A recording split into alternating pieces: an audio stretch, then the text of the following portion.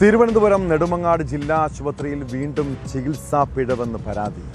പ്രസവ ശസ്ത്രക്രിയയ്ക്കിടെ കുഞ്ഞ് മരിച്ചു. പാലോട് സ്വദേശിനി നിരഞ്ജനയുടെ കുഞ്ഞാണ് മരിച്ചത്.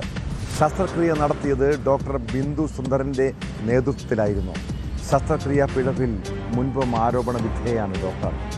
സംഭവത്തിൽ ഇതുവരെയും ആശുപത്രിയുടെ ഭാഗത്തുനിന്ന് വിശദീകരണം വന്നിട്ടില്ല. രാഷ്ട്രീയ പാർട്ടി പ്രവർത്തകർ ആശുപത്രിക്ക് മുന്നിൽ നടത്തിയ പ്രതിഷേധം സംഘർഷത്തിലാണ് കലാശിച്ചത്. അതേസമയം ഡോക്ടറെ സസ്പെൻഡ് ചെയ്യാനുള്ള നടപടി സ്വീകരിക്കുമെന്ന് RTOയും പോലീസും അറിയിച്ചു.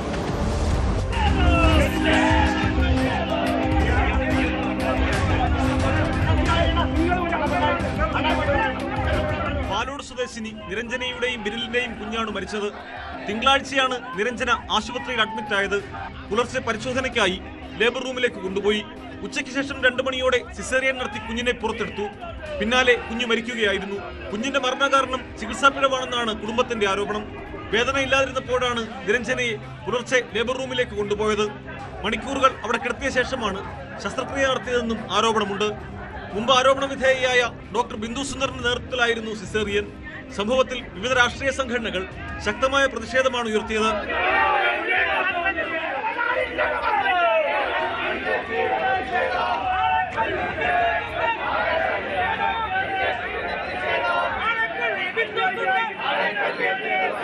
ഡോക്ടർ ബിന്ദു സുന്ദറിന്റെ കാർ ചിലർ തടഞ്ഞതോടെ പോലീസ് എത്തി ഡോക്ടറെ ജീപ്പിൽ കയറ്റി തിരികെ ആശുപത്രിയിൽ എത്തിക്കുകയായിരുന്നു.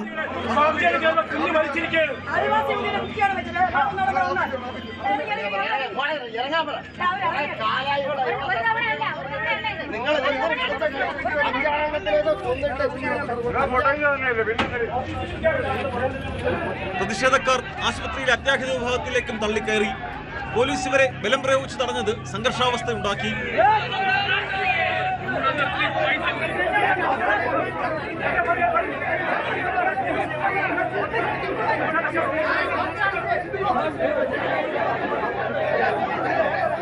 പ്രതിഷേധക്കാരുമായി RDO നടത്തിയ ചർച്ചയും ഫലം കണ്ടില്ല.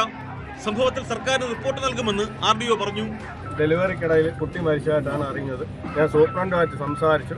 ഇനി ആരെങ്കിലും ഭാഗത്തുനിന്ന് ഡോക്ടറുടെ ഭാഗത്തുനിന്ന് വീഴ്ച ഉണ്ടായിരുന്നെങ്കിൽ കർശന നടപടി ഉണ്ടാകും. റിപ്പോർട്ട് ആവശ്യപ്പെട്ടിട്ടുണ്ട്. അത് സർക്കാരിൽ സബ്മിറ്റ് ചെയ്യും. ഇനി ഇങ്ങനെ ഒരു സംഭവം ഉണ്ടാകാതിരിക്കാനുള്ള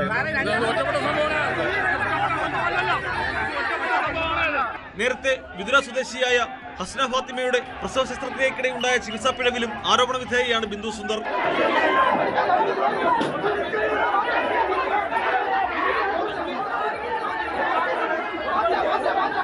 ന്യൂസ് 18 നെടുമങ്ങാട്.